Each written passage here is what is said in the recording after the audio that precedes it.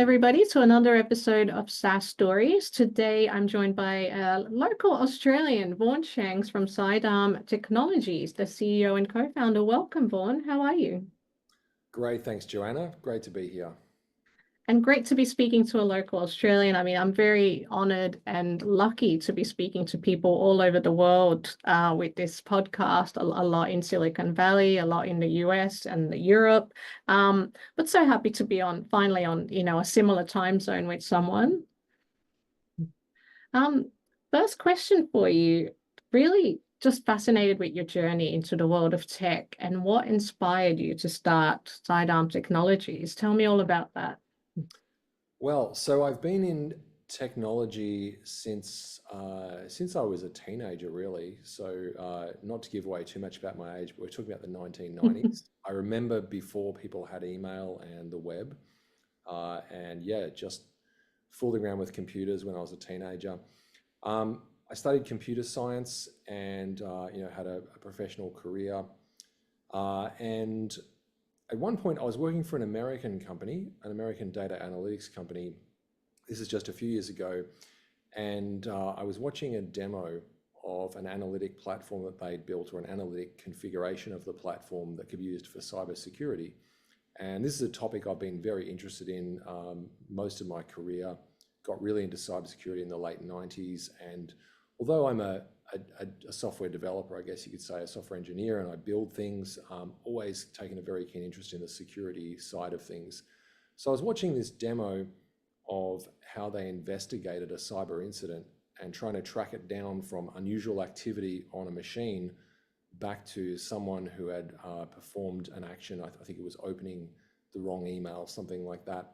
And they did this amazing analysis in about 2 minutes flat, probably saved about 2 hours of work using this incredible fusion platform. We had link analysis and histograms and timelines and amazing technology. And at the end of it, they asked for questions, and I said, "This is really awesome, but what happens next?"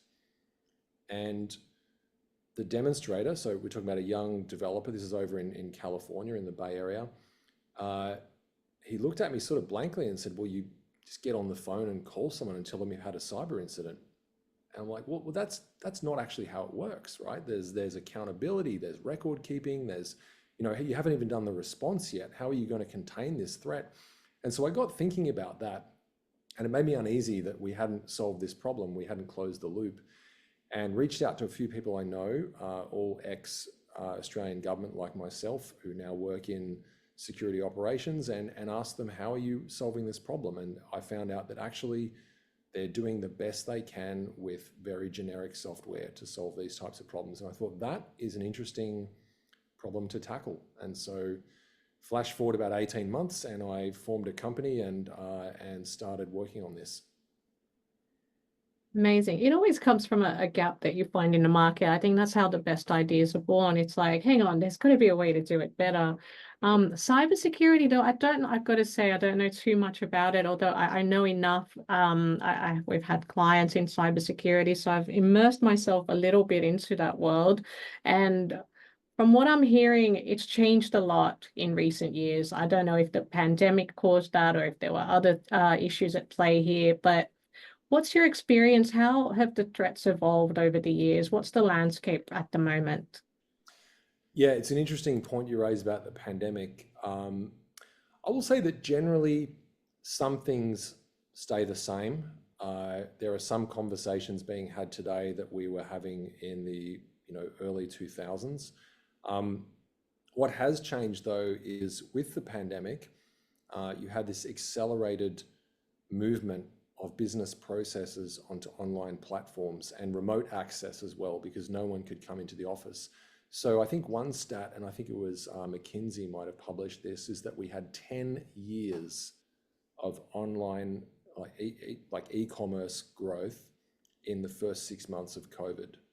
So if you just let that sink in, so Wow. 10 years in 6 months, that's a 20x acceleration.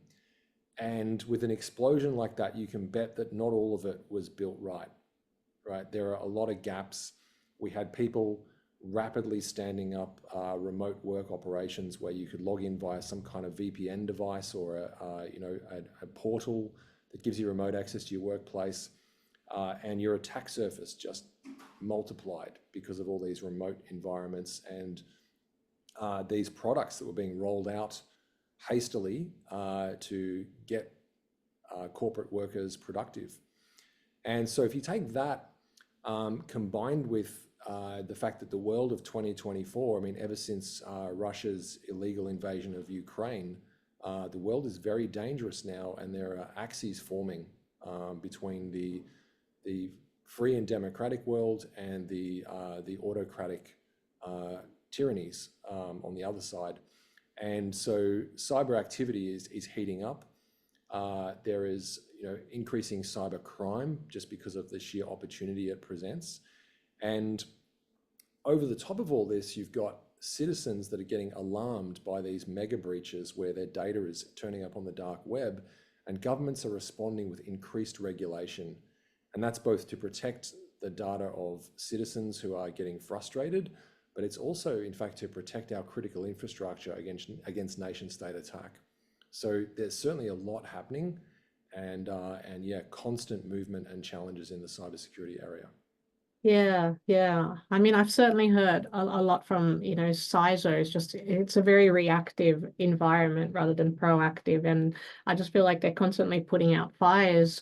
What do you think are the biggest challenges security operation teams are facing at the moment? And are you finding that it's a very reactive environment where we just can't get on top of? Yeah, I think there's a few factors at play. Something that has remained fairly constant is there's just never enough people to be up to the task. Most but not all incident response teams that I speak to are stretched pretty thin, and they're always looking for ways to become more efficient, but without sacrificing effectiveness, and that's very hard to do. I think the other thing that we've seen is it used to be all about networks, so finding network traffic.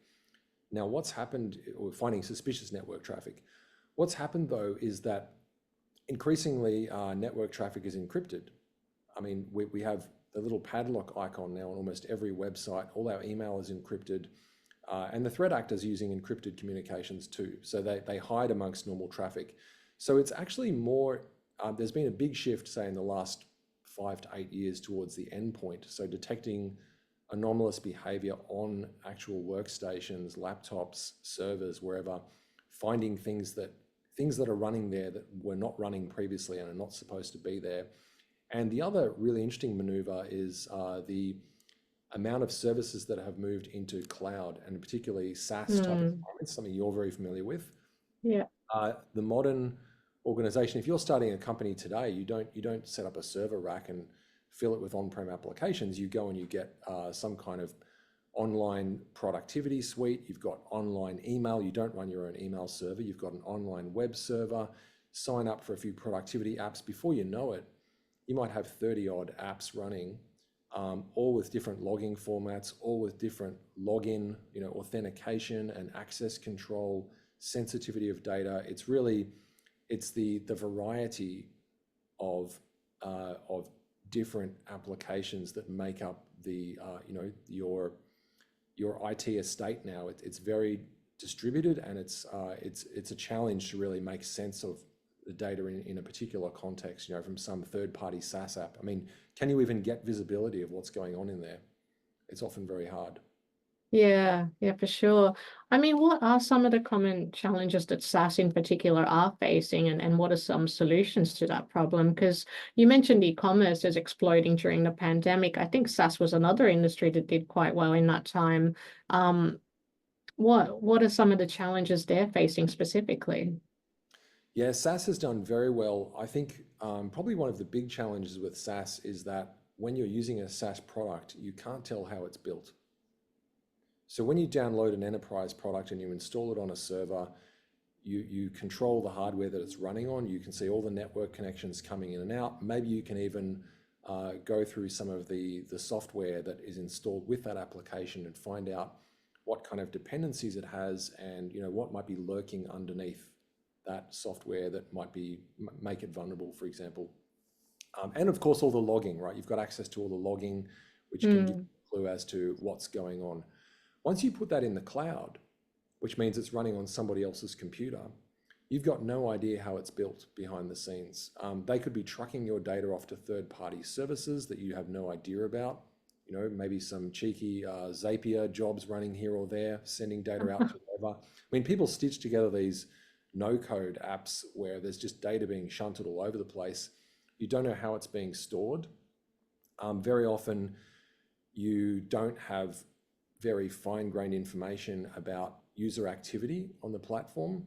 So, for example, if I was to, log into an application that you're using, and install like maybe I installed a second email against your account, and it's my email that I control, and you might not know that, and now I can generate password resets or get data to leak out the side of that app.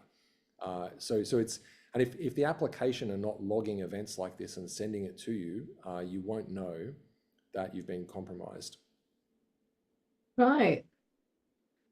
What about data, data privacy, data security? Is that a concern? Yeah, I really think so. And like there's sort of a couple of sides of this. One is the custodians of the data, where we've uploaded our data to a platform and we're expecting they have great security, and of course they tell us they have great security. But let's face it, it's a bottom line expense, and they're trying to maximize their margins like any profiting business would. And very often you don't know whether they've taken appropriate measures to secure the data. So we've had health insurers being breached. We've had communications companies. T-Mobile got done for the umpteenth time just the other week, another million or so records, AT&T. Firstly, you just don't know whether companies are doing their due diligence in protecting your data. And the other part of this is about companies that are taking your data without you even knowing about it. So maybe you've clicked through a user license agreement, you're using an app that's notionally free, but they actually make all their money by watching you and recording your movements and then selling advertising to you based on your profile. And so that in and of itself is not a crime, as in there's no criminal actor behind it. It's all legal, it's all stuff you've agreed to, but that data can then be abused. And so we're seeing things like disinformation campaigns at scale, that are going after people in marginal electorates. You do occasionally get data like this breached as well. So some company doing, some marketing tech company that collect all this data on people, and a threat actor comes and takes it, and you might not even know that your data was being collected. Probably the other really insidious one is a company that's owned by one of these, or is within the jurisdiction and subject to coercion from an oppressive regime who has not the best interests of our nation at heart, and can actually get that company to hand over data on our citizens because they're interested in a few of them. And we know we're doing this because we would do the same thing if we had access to their data.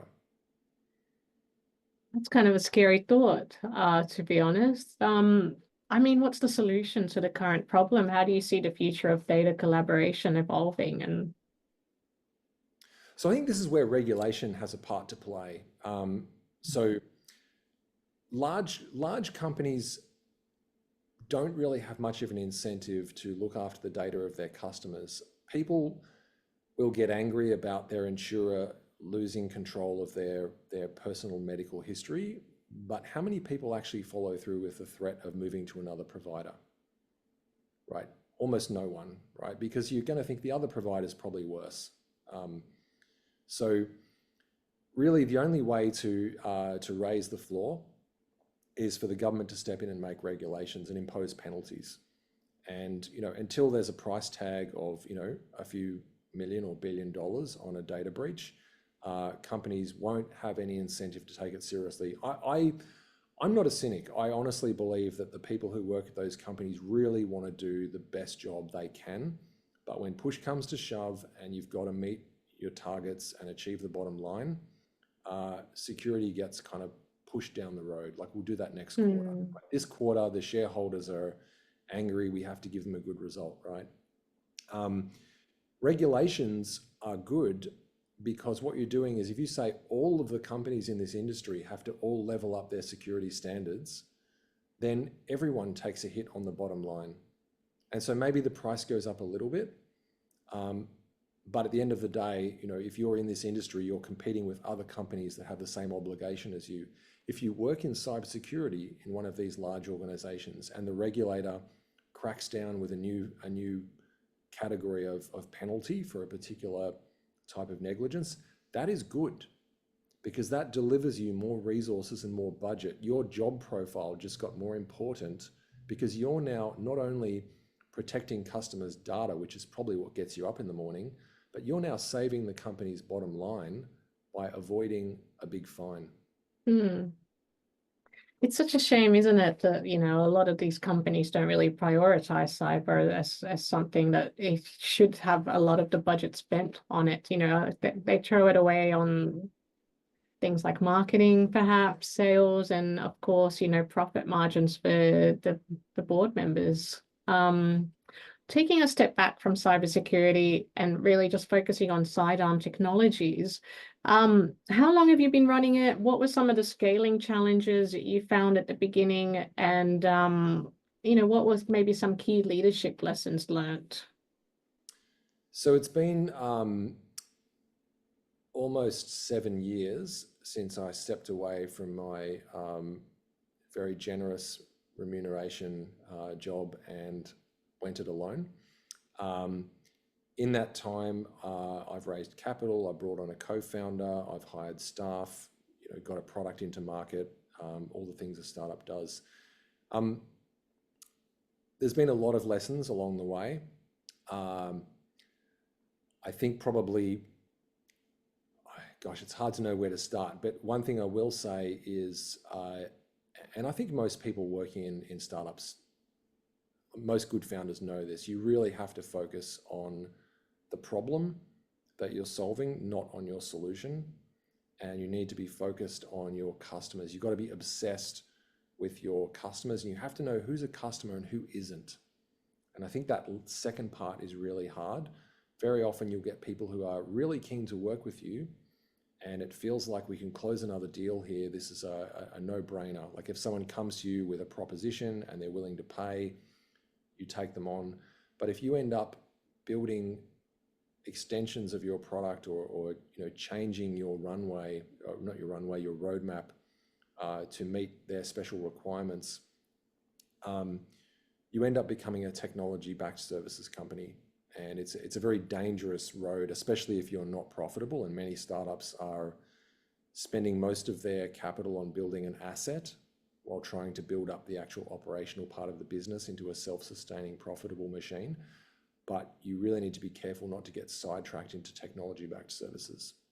It's so true, isn't it? I mean, I've heard a couple of different stories on this topic about, choose your customers. It's very important, and just nailing your niche. And one in particular was around, the first 100 clients that you have, very important to guiding how fast the company would scale. I had Patrick Gentry from Sprout Solutions on the podcast the other night, and he was saying, we actually, after a while of acquiring customers, we discovered that it actually costs the same, and also it's the same effort to get, customers that have 50 employees versus customers that have 200 employees. And the ones that have 200 were actually delivering the most amount of profits for us. So it made sense to focus on these. But then I've had other founders of SaaS kind of say it was actually better to focus on the smaller companies that were happy to go ahead with the product that already existed versus the large ones that wanted everything customized and changes, and it just drove the developing team into a frenzy. So yeah, I think that's really good advice, kind of knowing who your customer is and being able to say no, which is really hard, I think, especially as a startup. It's so hard when you're just trying to get that revenue number up and trying to move it in the right direction, because you're trying to raise venture capital and make payroll and all of that. And you just feel like we have to just close deals. And it takes a lot of self-discipline to say no. and not pursue a customer that is going to lead you down the wrong path. I'd say too, to your comment about the different size of business, I think it is tempting to go after very large enterprises, and certainly if you can, and my former employer was very good at doing this, but you've got to be very, very patient, and you have to have a stomach for bureaucracy, because you'll deal with a very Yeah. bureaucratic process. So long sales cycle, versus a much smaller company, which will have a very quick sales cycle. You're probably talking directly to a C-level exec when you make a sale, but recognizing that you'll have to close a lot of deals and get a lot of revenue, and often they don't have the appetite for procuring, like, I guess, valuable B2B SaaS. It's so true. I think enterprise, I mean, definitely expect 12 to 18 months sales cycles, especially if you don't know the people, there's no connections or prior relationships there. It's a brand new logo that you're after. It's absolutely what we're seeing in our world as well. Um, Challenges you faced as a CEO. One of the main things I want to know is, when you first started out, who was your first hire and why? And then what are some of the people challenges you've faced as a CEO? Yeah, so my first hire, if you include contractors, I hired a part-time developer to help me write code so that I'd have more time to focus on sales and other parts of the business. In terms of challenges, I would say, I'm going to need some time to think about this. You can probably cut this bit out of the video. Challenges, it's hard to know where to start. I've had them all. Hang on, let me come up with a good one. Okay. I think one of the biggest challenges you have as a founder is knowing when you've made this elusive thing they call product market fit. Now, I read an article recently that said product market fit is not even a real thing. It's a thing that was it's an idea that was fabricated by VCs as a way to justify raising Series A, and that you'll never really know when you have it, or if you do have it, you might lose it again and you have to find it again. But I think really a challenge that I had, or that we had, I should say, at Cydarm, is we thought we had product market fit, and we thought it was time to scale.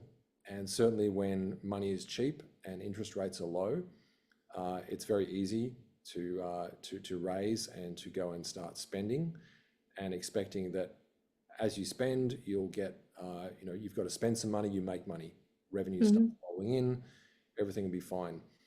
When that doesn't happen, when you spend the capital and then you don't make the revenue, and you have a shocking revelation that you scaled too early, I think that is a tough lesson to learn, and that I think is one of the biggest challenges, is knowing when to speed up and when to keep chipping away and iterating, with a small team, or as low as expenses as you possibly can. Yeah. Well, I guess what are the symptoms of knowing that you've scaled too quickly, aside from maybe not getting the clients to come in on time that you need them? What are some of the other hints that possibly wasn't the right time? Was it things, around the market, or, the economy? Yeah, I think when you start getting, I guess people will decline to do business with you for a number of reasons, but very often it comes down to either the product is not a fit for what they need, and when you start having conversations and it starts to dawn on you that you're sort of 2 features away from what people actually want, that's quite scary. And at that point you're looking at the calendar and saying, well, how long will it take us to get there? And can we afford to keep building for that long? And I think the other one is when you're not really sure what the sales process should look like. So when you're constantly second guessing the sales process and thinking we need to make some changes here, the top of funnel or the bottom of funnel isn't right, or that's, I think, a sign that you hadn't really solved the sales problem yet. And certainly for a technical person such as myself, with no background in sales, when you're you listen to the conventional wisdom to, create a repeatable sales process. It's like, well, I've never done that before. How does one do that? How do I know when I have a repeatable sales process? And I think that's a real problem is thinking because you've had some good luck.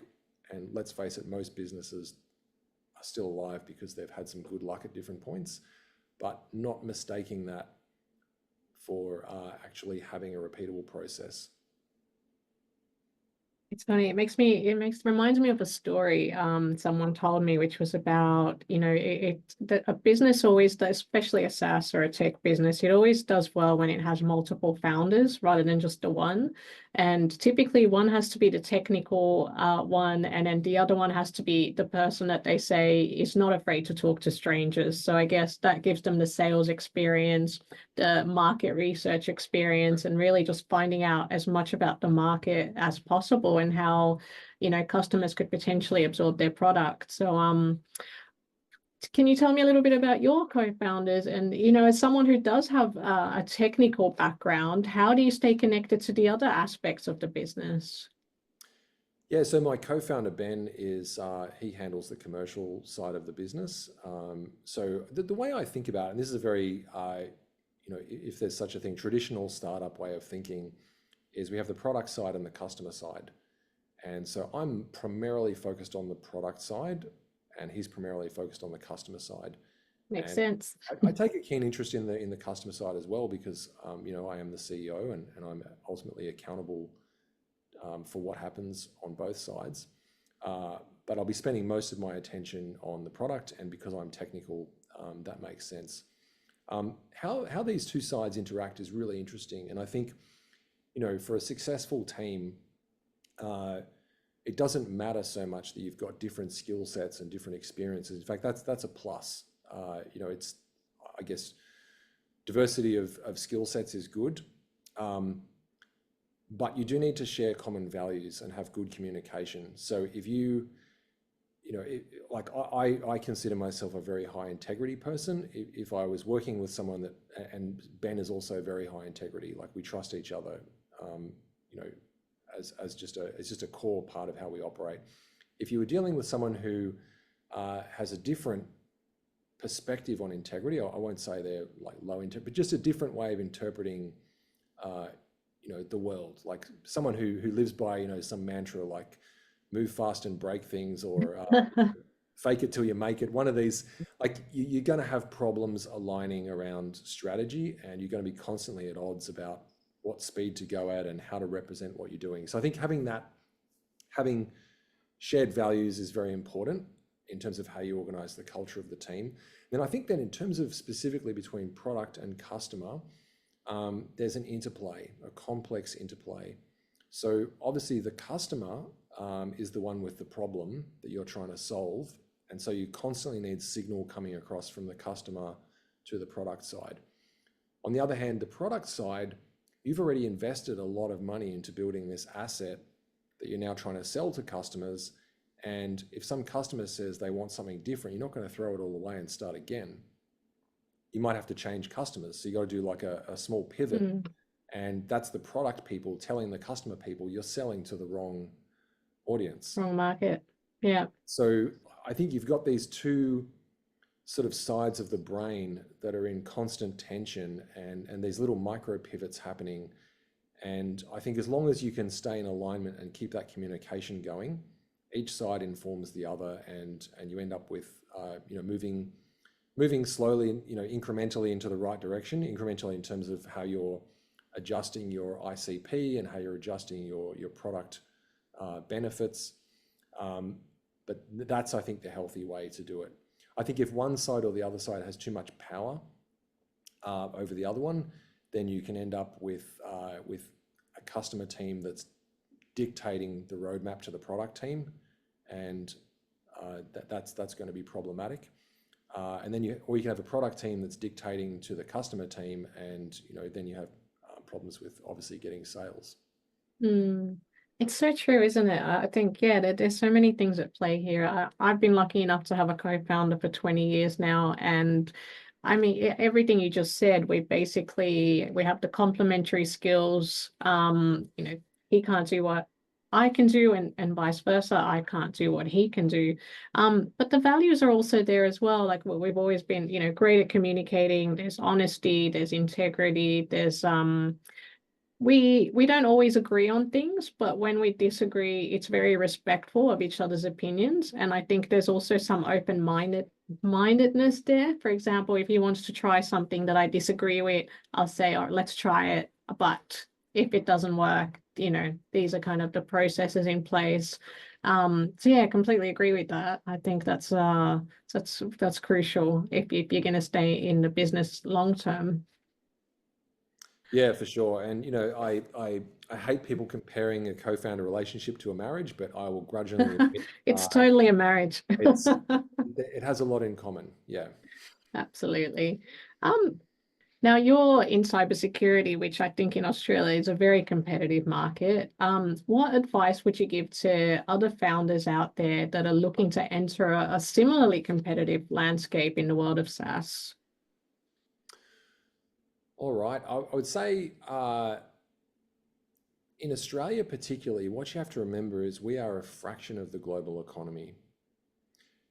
I think it's very important to decide early, are you building something for the Australian market or are you building it for the world? And I think in cybersecurity in particular, and this is probably true of almost any product in you know technology, specifically technology, uh, if you're not building for the global market, you will be crushed because a larger, better financed company that has global distribution will land here eventually. They might see the APAC market as a rounding error, but they will eventually come here and they will dominate through just sheer power and you know if you're working in technology, there's not really a lot of localization that you can use as a moat. Probably some exceptions to that if you're working in the finance sector, so banking or lending or what have you. Mm, We do have local laws. You can build to those local laws. You can build a very customized offering that probably won't work in other countries. But likewise, if a big foreign company came here to try and sell their offering, they would soon fall foul of local regulations and they just wouldn't be able to take off. But if you're going to do that, you need to make sure it's a sufficiently large market. Like, are you, you know, if you were targeting, you know, consumers for a financial product, some kind of payment card system or what have you, I think that's a great idea. You know, you want to have thousands and thousands of customers with the ability to pay for a service if you want to launch here.